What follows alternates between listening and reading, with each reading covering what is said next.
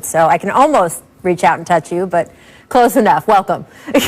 Good to be here, Rachel. Always great to be here. Amazing. We will begin with LeBron James, who somehow just every year, the man keeps going. He's in the MVP conversation again, his 18th season. After last night's overtime win against the Thunder, James was asked about that success and the longevity of another older gentleman, Tom Brady, who just won his 7th Super Bowl on Sunday. Take a listen. One of the GOATs. I've been watching him my whole life. It seemed like my whole life, but just to see, him go out and do the things that he's done, in his career, for him to win another one yesterday, in the fashion that he won, it was pretty cool. It's very inspiring for a guy like myself. But two different sports, two different positions. I don't know how long I'm gonna play the game. I don't know how much more I'll be able to give to the game, but the way I feel right now, we'll see what happens. But the game will let me know when it's time, and and we'll figure it out then. So, George, you heard LeBron talking about Brady inspiring him, but they are two different sports, as he notes. How do you see LeBron's career arc playing out here? Well, Rachel, I don't think there's anyone in sports that spends more money on his body than LeBron James, and that's certainly been well documented. And no disrespect to Tom Brady and, Team TB and the kale pajamas right. or whatever it is that he wears. But LeBron puts in so much effort and time and money into his body, and it's paid off. You look at a guy at 36 years old that looks like when he was 26 years old. I mean, it's kind of wild when you see that, and that's just not the normal aging process, but he has defied that in a lot of ways because of the effort he's put in. And also from an experience standpoint, he's like Neo in the Matrix now, Rachel. He's stopping bullets before they're coming. So he's in a situation that there is not a situation that arises during a game that he's never seen at this point. So between all that and just guys they know when it's time, right? Charles Barkley always likes to say, whenever you start head faking way too many times, you know it's time to go, right? And all these guys know. Kobe knew. He started that last season, and a couple of weeks in, he was like, nah, I'm done. I'm ready to go. And I think LeBron will know when it's time. And he can go well into his late 30s or 40s. We saw Kareem do it and kind of shift to that number 2 guy with Magic. Well, I mean, George, look, I talked about it coming into this season. I thought LeBron James was going to be load management. He hasn't missed one game. So I don't know.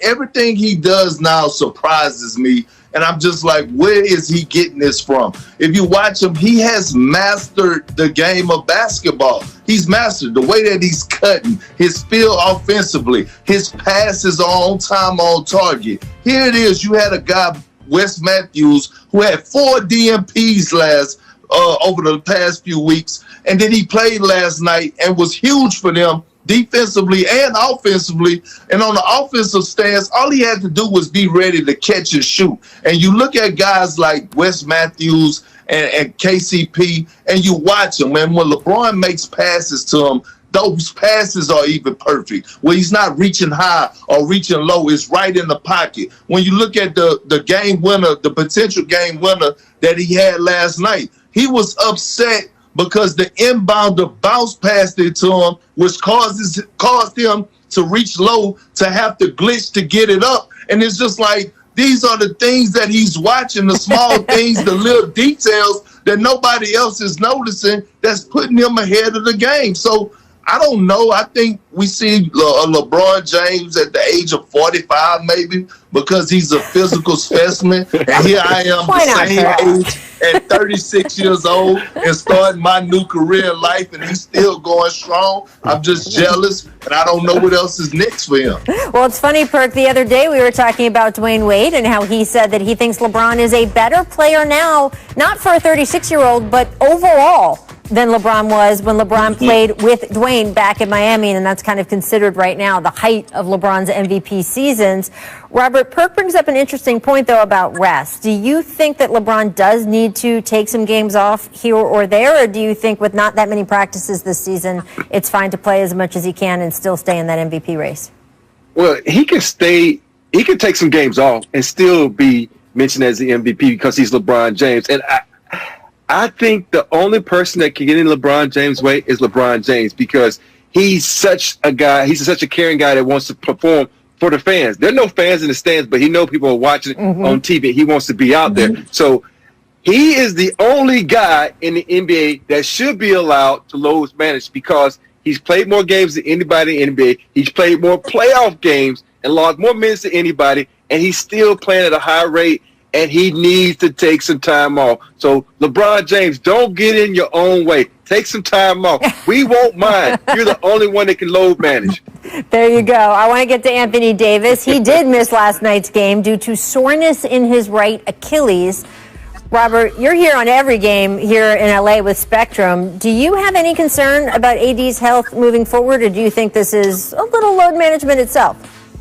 I think it's a little bit of load management. And when you're a big guy and then you start talking about the Achilles, that can really affect the way you move. And AD is an active defender, so he's a little bit everywhere. He's stretching out, so he's really putting a lot of stress on that Achilles. So when it comes to Achilles, especially in the Lakers case, you think about the last person who had an Achilles injury, the late, great Kobe Bryant. So you don't want anything to come into play like this. So you say, hey, AD, we got LBJ.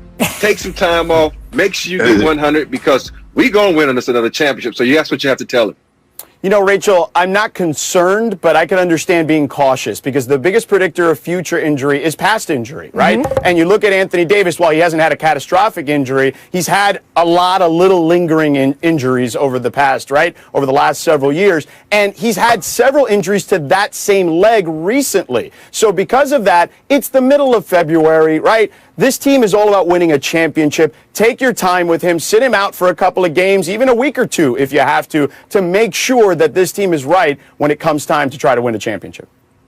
Absolutely. And it's all about the marathon and not the sprint. And Anthony Davis went on the longest playoff run of his career last year, and that's to go and win a title. So I can understand with having a short off season, his body probably haven't recovered, because he logged in a lot of minutes last postseason. He played a lot at the 5 position, banging up against big bodies. And then you have to give a lot of credit to the Lakers front office, Rob Pelinka, for going out and getting guys like Dennis Schroeder and Montrezl Harrell, knowing that these guys could take that pressure off LeBron James in case they do have to. I mean, LeBron James and Anthony Davis, just in case they do have to load management or rest, because these are guys that could come in and give us 20-plus points a night. I'm just not even going to mention the fact that you guys just said, don't worry, AD, you can take some games off, because the 27-year-old can rest, because the 36-year-old is going to play every game. So don't you worry about it. I don't know what's happening here. Coming up, gentlemen, we're going to switch over to talk about the Heat. Have not lived up to expectations so far this season, but they have dealt with a lot.